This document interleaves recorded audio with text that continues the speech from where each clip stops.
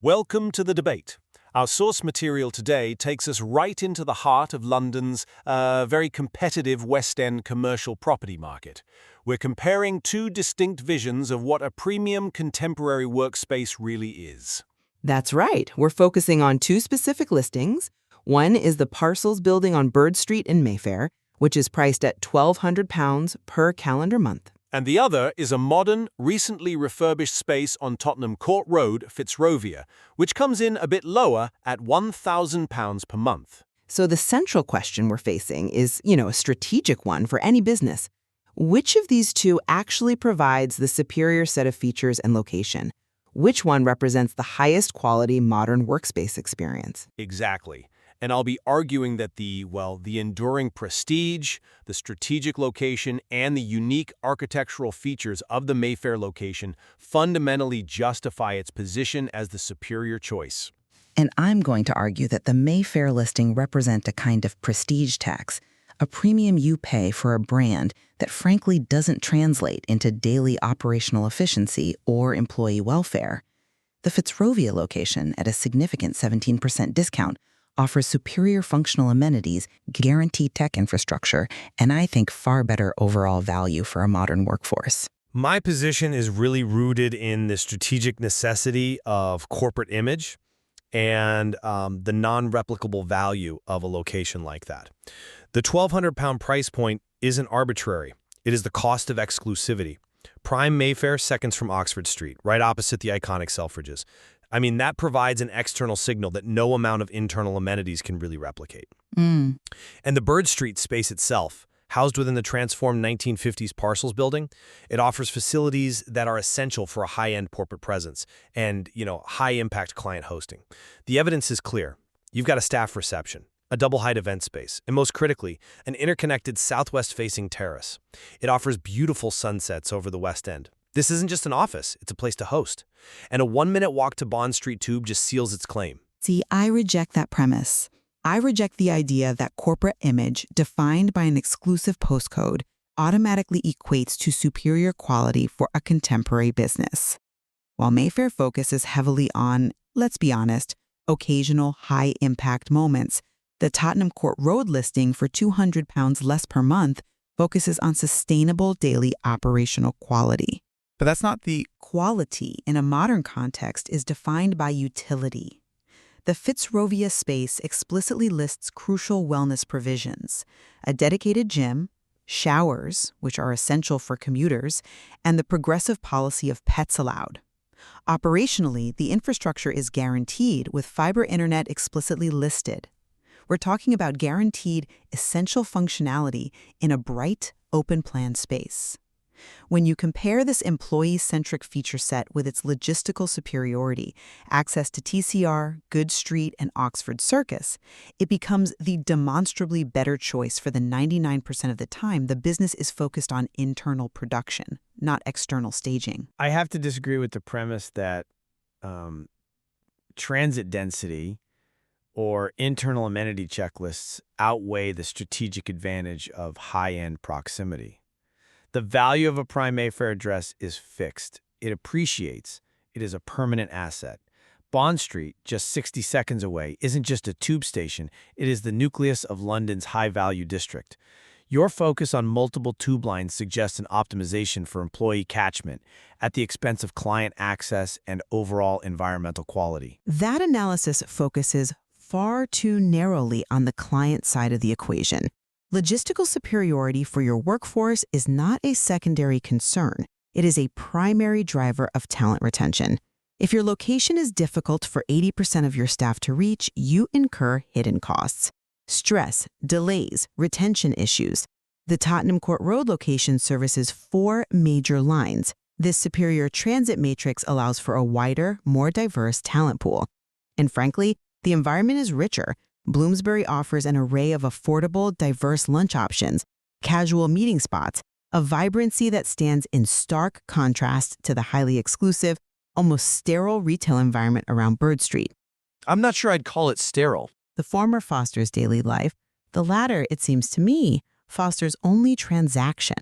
And let's move past the postcode and examine the facilities designed for performance. The Bird Street listing lacks specific, modern wellness provisions.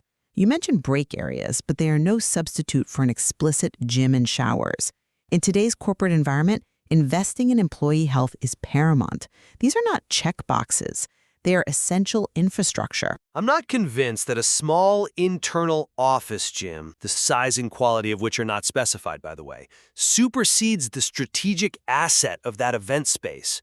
You are overlooking the primary function of premium real estate, enabling the business to scale its external relationships. The double-height event space and that magnificent southwest-facing terrace, these are high-leverage differentiators. This isn't something used 4 times a year. It's a defining feature that allows a tenant to host events that competitors in a generic open-plan refurbishment simply cannot match. The 1950s building provides a unique aesthetic, a vivacious workspace that signals permanence and design sensitivity. We are prioritizing architectural legacy over perhaps temporary fitness fads. I find that dismissal of wellness facilities as fitness fads a little concerning. But let's turn to operational certainty, because this is where the Mayfair offering's focus on aesthetics really starts to fail. We have to talk about that 200-pound cost difference and what it actually buys you. Well, the 200-pound premium is warranted by the staffed reception and the elevated service level it guarantees.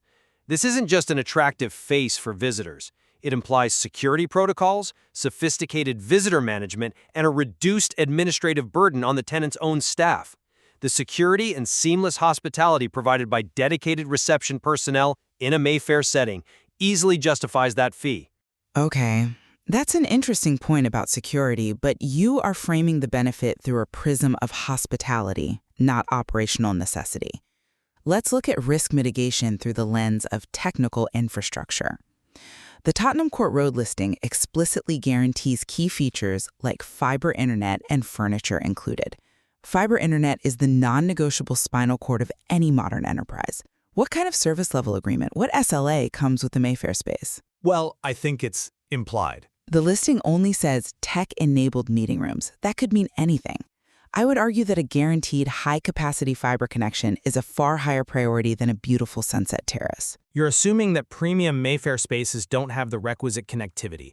The mention of tech-enabled meeting rooms implies a sophisticated, fully integrated network. Your emphasis on the guarantee in Fitzrovia suggests a concern about bandwidth. I would challenge you. Does that fiber internet guarantee in W1T mean dedicated, synchronous speeds with guaranteed redundancy, or just access to a shared building connection, which can have significant contention ratios? The burden of proof is on the party charging the premium. My listing guarantees the crucial term, fiber internet included. If the Mayfair listing is truly superior, why isn't that critical, non-negotiable feature explicitly guaranteed, while we are guaranteed a sunset? And let's consider the furniture inclusion. That's an immediate, significant capital expenditure saving for the tenant. The 200-pound saving, plus avoiding a major furniture outlay, gives the Fitzrovia tenant substantial operational flexibility. They can invest that capital directly into the things you seem so concerned about. That analysis is highly reductive. You are treating office furniture as a fixed asset without considering the quality or aesthetic. A Mayfair tenant is likely furnishing the space to a bespoke Mayfair standard, optimizing for client presentation, not just cost savings. We have to look at the long-term asset value here. Prime Mayfair, W1U, holds significant long-term cachet. For the landlord, perhaps, but for the tenant, the user we're assessing, the focus is on maximizing efficiency. We haven't even touched on the pets allowed policy. This feature, exclusive to the Fitzrovia space, is a clear differentiator for attracting and retaining young, highly skilled talent. It demonstrates a flexibility and a modern management philosophy that the more tradition-bound Parcels Building fails to exhibit. You're prioritizing the building's aesthetic over the human element. And I reject the idea that a high-end corporate presence lacks a human element.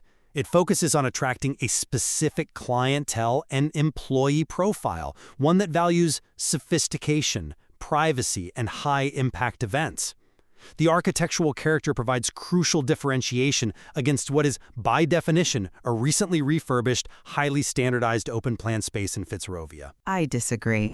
A 1950s structure, no matter how beautifully transformed, often comes with constraints. Lower ceiling heights, potentially outdated HVAC, limited floor plate flexibility. A modern, recent refurbishment guarantees efficiency in climate control and layout adaptability. You're arguing for perceived history. I'm arguing for guaranteed modern functionality. And that £200 saving per month is the proof that superior daily functionality can be achieved at a lower cost. The savings are illusory if the functionality of the Fitzrovia space is generic. Let's return to the strategic differentiator. If your business depends on attracting international capital, that Bird Street terrace hosting a sunset event overlooking the West End is an unparalleled experience. It's priceless for closing deals. This external signaling is why businesses pay a premium for Mayfair. The Fitzrovia office, despite its gym and fiber, is a well-equipped engine, but it's missing the high-impact branding shell. But the engine is what drives productivity. The Fitzrovia property optimizes for the core functions of the business: employee health, guaranteed connectivity, logistical ease, and cost control, while still retaining a W1 postcode. You are optimizing for capital attraction through spectacle. I am optimizing for talent retention and operational stability through utility. A business has to choose. Do they prioritize the image they present twice a month or the efficiency they require every single day? So to summarize, while the Tottenham Court Road space offers robust, internal, daily amenities, the Bird Street location provides a unique, strategic, prestige-driven package. It combines that unparalleled Mayfair access, a sophisticated staffed reception, and a unique, high-impact event space with that signature terrace. This focus on external signaling and architectural distinction justifies its position as the premium contemporary choice. And conversely, the Fitzrovia property offers a higher quality of life and functionality for the actual users of the space.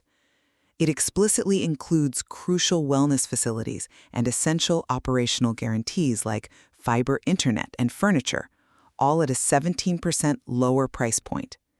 Coupled with superior logistical access, this space offers the superior value proposition for a company prioritizing employee experience, efficiency, and, well, financial agility. The discussion, I think, clearly delineates the strategic split in the contemporary office market.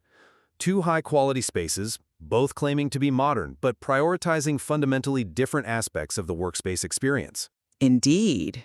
Defining premium ultimately rests on a business's operational philosophy, whether they prioritize outward-facing prestige as their core investment or inward-facing employee support, guaranteed functionality, and superior daily value. Both approaches are valid, but they serve entirely different strategic masters.